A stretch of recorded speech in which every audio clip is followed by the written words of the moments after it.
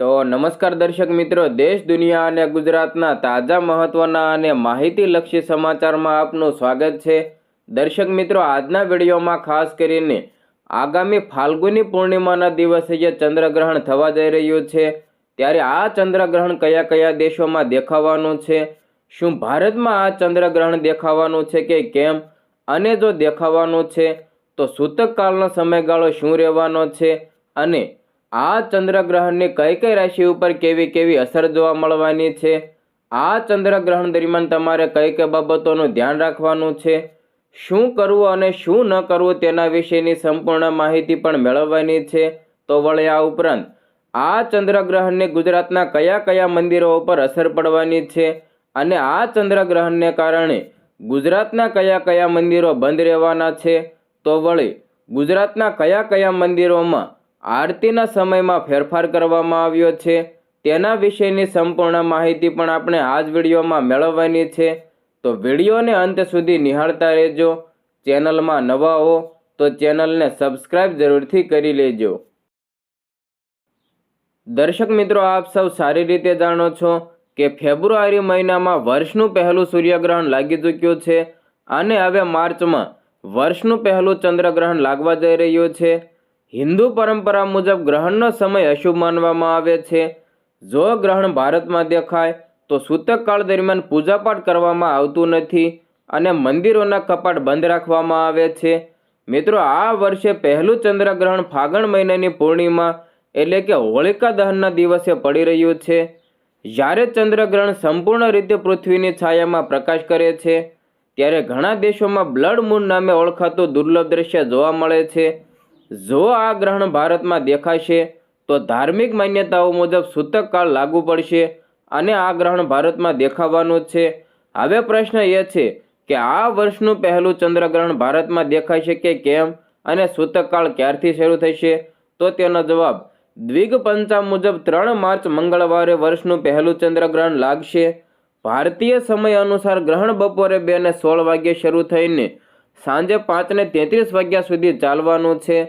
હવે આ ગ્રહણ ભારતમાં દેખાવાનું છે કે કેમ? તો મિત્રો, 2026નું પહેલું ચંદ્રગ્રહણ ભારતમાં પણ જોવા મળવાનું છે. ખાસ કરીને પૂર્વ ભારતના અરુણાચલ પ્રદેશ, આસામ, નાગાલેન્ડ, મણિપુર અને મિઝોરમમાં સ્પષ્ટ રીતે દેખાશે. તો વળી આ ઉપરાંત પશ્ચિમ બંગાળના પૂર્વ ભાગો, કોલકાતા, ગુવાહાટી, ઈટાનગર અને આઇઝોલ જેવા શહેરોમાં પણ આ દ્રશ્ય આકર્ષક રહેશે. દિલ્હી, મુંબઈ, બેંગલુરુ, ચેન્નાઈ, લખનઉ અને જયપુર જેવા શહેરોમાં આંશિક રીતે દેખાશે. સૂતકકાળનો સમય વિશે વાત કરીએ તો ગ્રહણ શરૂ થવાના લગભગ 9 કલાક પહેલા સૂતકકાળ શરૂ થતો હોય છે. આ દરમિયાન ધાર્મિક અને શુભ કાર્યો ટાળવામાં આવે છે. મિત્રો, 3 માર્ચે સવારે 9:39 વાગ્યે સૂતક શરૂ થશે અને ગ્રહણ પૂર્ણ થતાની સાથે સમાપ્ત થઈ જશે. ગ્રહણ દરમિયાન ચંદ્ર સિંહ રાશિમાં કેતુ સાથે રહેશે, જેને કારણે ગ્રહણ યોગ બનશે. ચંદ્ર પૂર્વ ફાલ્ગુની નક્ષત્રમાં રહેશે, જેનાથી તમામ રાશિઓ તેમજ દેશ વિશ્વ ઉપર અસર પડી શકે છે. આ ચંદ્રગ્રહણ બ્લડ મૂન તરીકે ઓળખાશે. જ્યારે ચંદ્ર સંપૂર્ણ રીતે પૃથ્વીની છાયામાં આવે છે, ત્યારે તે ગાઢ લાલ રંગમાં દેખાય છે. આ દ્રશ્ય દુર્લભ અને અતિ મનમોહક હોય છે. દર્શક મિત્રો, આ તો વાત થઈ આગામી ફાલ્ગુની પૂર્ણિમાના દિવસે થનારા ચંદ્રગ્રહણ અને આ ચંદ્રગ્રહણ કયા કયા દેશોમાં દેખાવાનું છે તેના વિશે. પરંતુ હવે આ ચંદ્રગ્રહણની કઈ કઈ રાશિ ઉપર કેવી કેવી અસર પડવાની છે તેની ફટાફટ વાત કરી લઈએ. તો મિત્રો, આ ગ્રહણ સિંહ રાશિમાં થતું હોવાથી તેની તમામ 12 રાશિઓ પર ઊંડી અસર પડવાની છે. તો ચાલો જાણીએ કે 12 રાશિઓ પર ગ્રહણની અસર અને તેનાથી બચવાના ઉપાયો. જેમાં સૌપ્રથમ મેષ રાશિના જાતકો વિશે વાત કરીએ તો અચાનક ભાવનાત્મક વધઘટ અને જૂના સંબંધો પર પુનર્વિચાર શક્ય છે. કાર્યસ્થળ ઉપર છબી જાળવવી અને ઉતાવળમાં રોકાણ ટાળવું. ઉપાય વિશે વાત કરીએ તો હનુમાન ચાલીસાનો પાઠ અને તાંબાના વાસણમાં સૂર્યને જળ અર્પણ કરવું. ત્યારબાદ વૃષભ રાશિના જાતકો વિશે વાત કરીએ તો ઘરેલું બાબતો અને માતા પિતાના સ્વાસ્થ્ય ઉપર ધ્યાન આપવું. મિલકત કે વાહનના સોદામાં સાવધાની રાખવી. ઉપાય: સફેદ વસ્ત્રોનું દાન અને દેવી લક્ષ્મીની પૂજા કરવી. ત્યારબાદ મિથુન રાશિના જાતકો વિશે વાત કરીએ તો અચાનક મુસાફરી કે મહત્વની ચર્ચાઓ થાય, વાણી ઉપર સંયમ રાખવો જરૂરી, જૂના વિવાદ ઉકાલાશે. ઉપાય વિશે વાત કરીએ તો બુધવારે લીલા કપડાં પહેરવા અને ગણેશજીને દુર્વા અર્પણ કરવી. ત્યારબાદ કર્ક રાશિના જાતકો વિશે વાત કરીએ તો આર્થિક નિર્ણયો સમજી વિચારીને લેવા, વાણી ઉપર નિયંત્રણ રાખવું, નહીતર સંબંધોમાં તણાવ આવી શકે છે. ઉપાય વિશે વાત કરીએ તો શિવલિંગ ઉપર જળ ચડાવવું અને ચોખાનું દાન કરવું. ત્યારબાદ સિંહ રાશિ ગ્રહણ આ રાશિમાં લાગવાનું છે તેના વિશે વાત કરીએ તો ભાવનાત્મક સંવેદનશીલતા વધશે, સ્વાસ્થ્ય અને અહંકાર ઉપર કાબૂ રાખવો, આ આત્મનિરીક્ષણનો સમય છે. ઉપાય વિશે વાત કરીએ તો સૂર્યદેવની આરાધના અને ઘઉંનું દાન કરવું. ત્યારબાદ કન્યા રાશિના જાતકો વિશે વાત કરીએ તો બિનજરૂરી ચિંતા અને ખર્ચ વધવાની શક્યતા છે. ભૂતકાળના અનુભવોમાંથી શીખવું અને સ્વાસ્થ્ય સાચવવું. ઉપાય વિશે વાત કરીએ તો દુર્ગા સપ્તશીના મંત્રનો જાપ કરવો. ત્યારબાદ તુલા રાશિના જાતકો વિશે વાત કરવામાં આવે તો મિત્રો સાથે મતભેદ ટાળવા, નવી જવાબદારીઓ મળશે, સામાજિક છબી ઉપર ધ્યાન આપવું અને ધીરજ રાખવી. ઉપાય વિશે વાત કરીએ તો ધાર્મિક વિધિ સાથે દેવી લક્ષ્મીની પૂજા કરવી.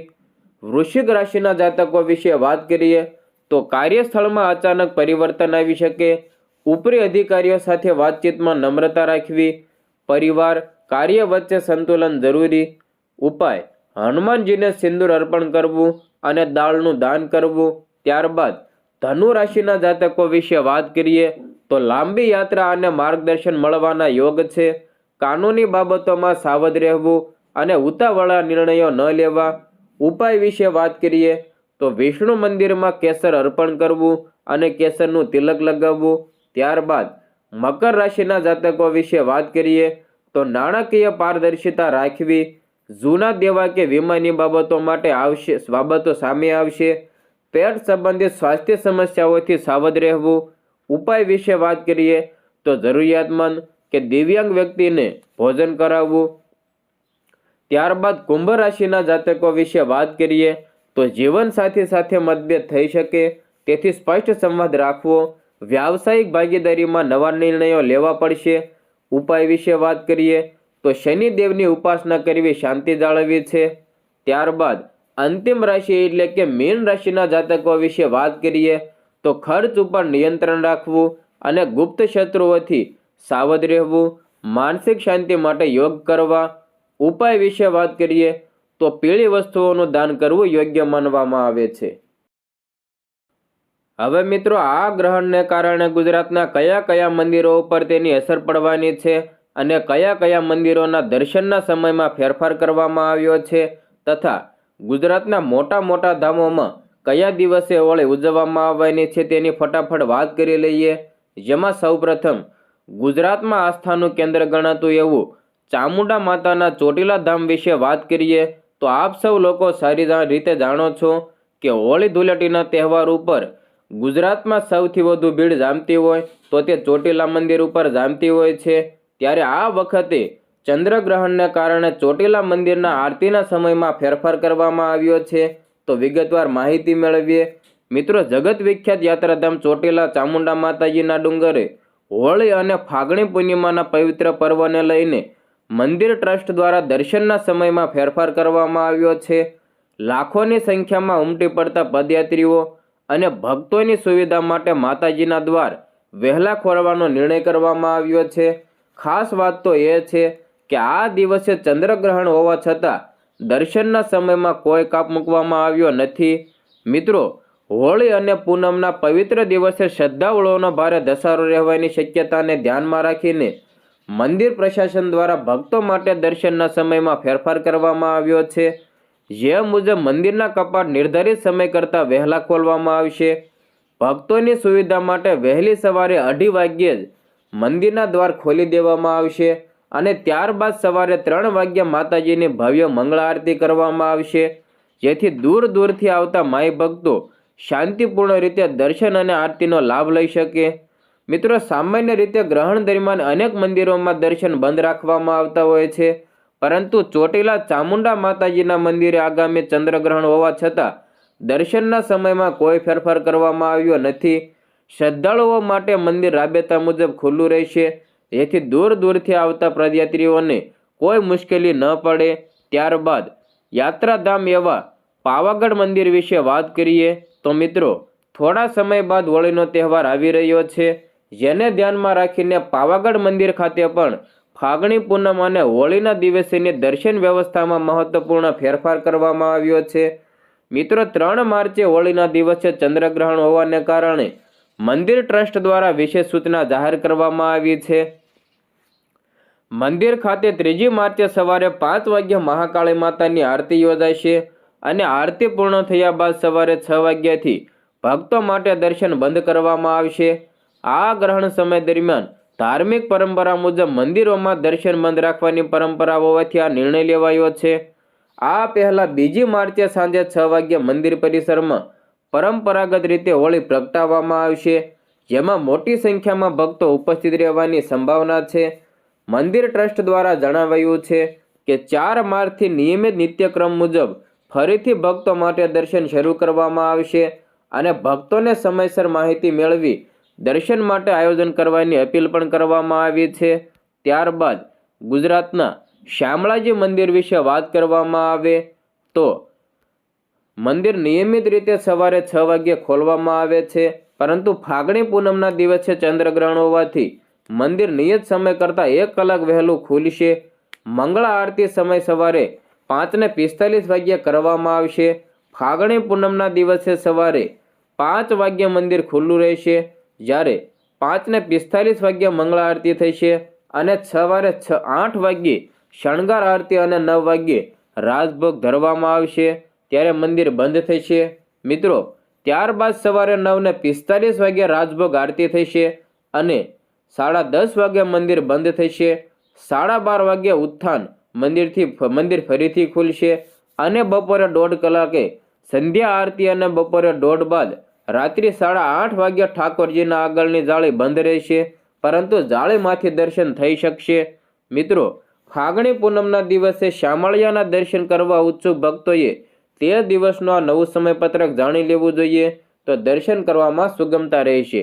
મિત્રો, ત્યારબાદ અંબાજી શક્તિપીઠ વિશે વાત કરવામાં આવે તો શક્તિપીઠ અંબાજી ખાતે પણ આગામી ફાગણ સુદ પૂનમે હોળી અને ધૂળેટીના તહેવારને લઈને દર્શન અને આરતીના સમયમાં ફેરફાર કરવામાં આવ્યો છે. આગામી 2/3/2026 સોમવાર ફાગણ સુદ 14ના દિવસે હોળી પર્વ નિમિત્તે મંદિરમાં વિશેષ આયોજન કરવામાં આવ્યું છે. આ દિવસે સવારે 7:30 થી 8 કલાકે આરતી થશે અને ત્યારબાદ 8 થી લઈને 11:30 સુધી ભક્તો દર્શન કરી શકશે. બપોરે 12 કલાકે રાજભોગ ધરાવવામાં આવશે, જ્યારે સાંજે 6:30 કલાકે હોળી પ્રગટાવવામાં આવશે. હોળી પ્રગટાવ્યા બાદ સાંજની આરતી 7:30 થી લઈને 8 કલાકે થશે. મિત્રો, આ ચંદ્રગ્રહણ વિશે તમારો શું મંતવ્ય છે? શું તમે આ ચંદ્રગ્રહણને ખગોળીય ઘટના કે ધાર્મિક રીતે જોવો છો? તે તમારો મંતવ્ય કોમેન્ટ બોક્સમાં જરૂર જણાવજો. અને તમે શું આ ચંદ્રગ્રહણ દરમિયાન આ કોઈ ધાર્મિક સ્થળોએ ફરવા જવાના છો કે કેમ, તે કોમેન્ટ બોક્સમાં તમારો મંતવ્ય જરૂર જણાવજો.